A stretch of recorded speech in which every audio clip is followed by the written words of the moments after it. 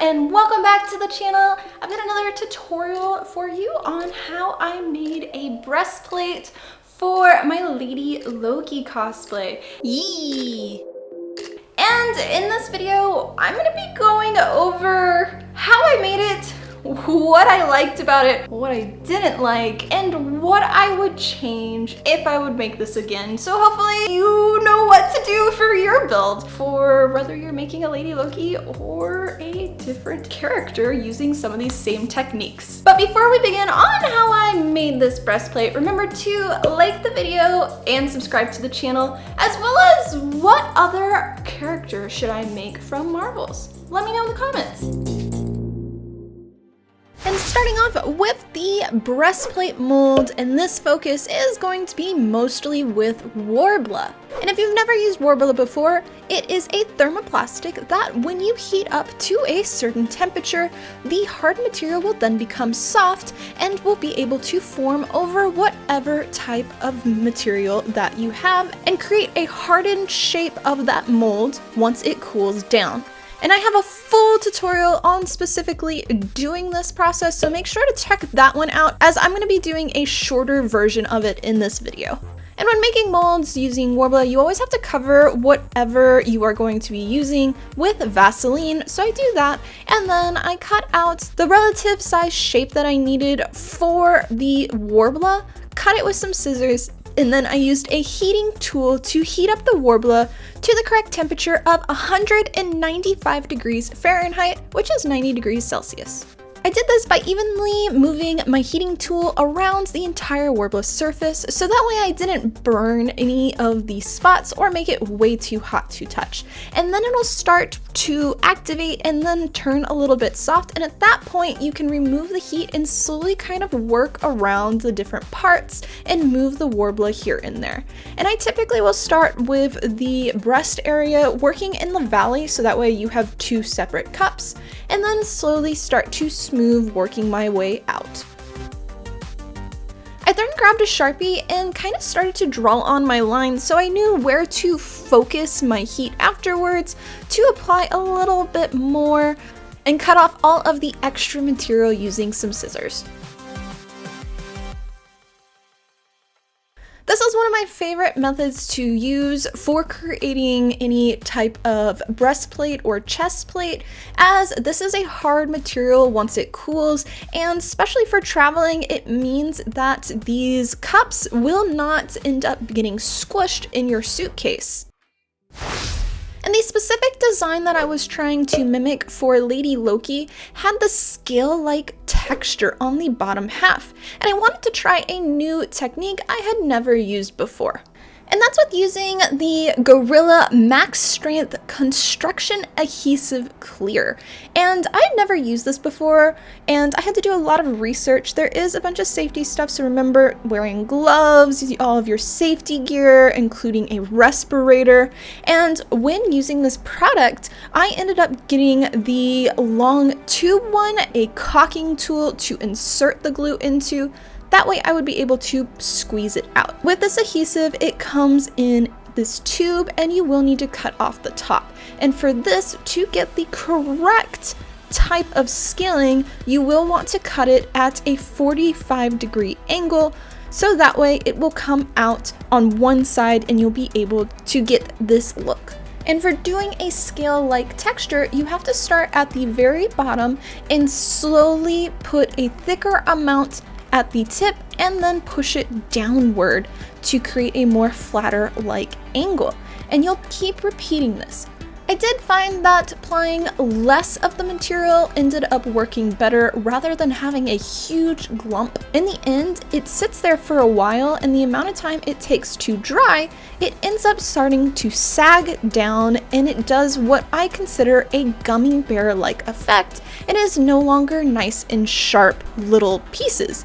They end up just kind of slowly mushing together. Additionally, you want to work where the surface that you're applying the adhesive to is flat, because in the middle section where the belly button was that I was working on, it ended up being more on a slope, and that caused the material to kind of start to slide downward. So one thing to be aware of if you do plan on using this technique. Then when I was done, I did have to wait 24 hours for it all to fully cure. Then for painting the scales, and I did this using my Iwata airbrush equipment and Cratex Colors airbrush paint, starting off with the Autoborn Sealer Black, and this is great for doing as your prime coat for painting on any plastic or smooth-like surfaces. Then I switched to Velo Green. I applied this where facing at an angle, so that way when I sprayed the mist of paint, it actually would leave a natural like shadow where the bottom part of the scales are, as the paint would not touch that part, and the black would then shine through more. And the last mist that I applied to give a little bit of highlight was a mixture of the Phthalo Green and Limelight Green, followed by sealing all of the paint using Cratex Colors UVLS Satin. And once that was dry, I then moved on to the top detail parts of the breastplate. And for this top part of this breastplate, I wanted to use EVA foam that I would then cover in faux leather. And for doing this, I first had to make my pattern. For this, I just wrapped the whole top part with some masking tape and then used some Sharpies to trace on my lines. Then I just removed the tape, cut off the line parts. Then I was able to transfer my pattern onto the 4mm EVA foam onto the back of my faux leather, and I was able to apply contact cement glue. Now, when you're applying any type of fabric material to foam, you do need to apply 2 coats of contact cement glue to both your foam and to the back of your faux leather, each time waiting for it to fully dry. And then after that, you can attach them together. Next, I cut off all of the faux leather extra material from the foam, traced it onto where it would lay on the Worbla breastplate, and applied my contact cement glue yet again. Once it was dry, I brought it back upstairs and started to attach each of the pieces together. And then for the gold detail part, I also did the same technique, but instead of the 4mm foam, I ended up using 2mm for this process.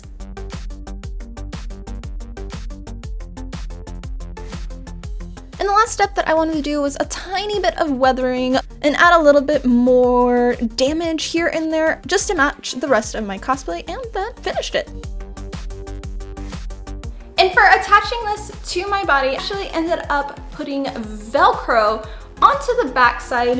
Each Velcro strip is attached to 2mm EVA foam. It is sewn together, so that way the bond is stronger and it has a proper surface area to attach to the Worbla. And because this is Worbla, I ended up going with hot glue to attach rather than contact cement glue, as the heat from the hot glue will end up bonding to the Worbla better and kind of fusing them together. And each of these Velcro pieces do attach to a corresponding Velcro piece on the actual leotard part of my cosplay. So it is all perfectly aligned and then won't move and you don't have an accidental slip.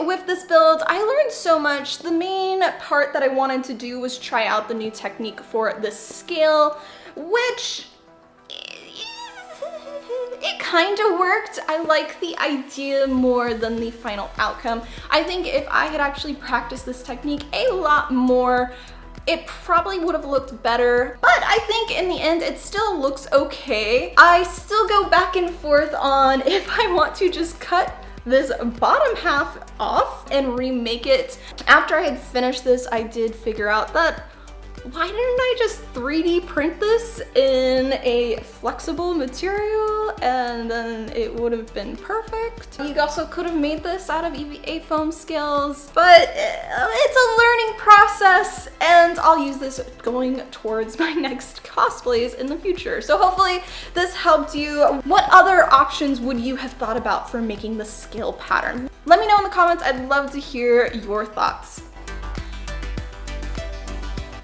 And that, guys, is how I made this breastplate for my Lady Loki cosplay. I hope that this video was helpful for you for making either your own version of this breastplate or maybe using it for creating another character. And if so, let me know in the comments, as well as don't forget to like the video and subscribe to the channel.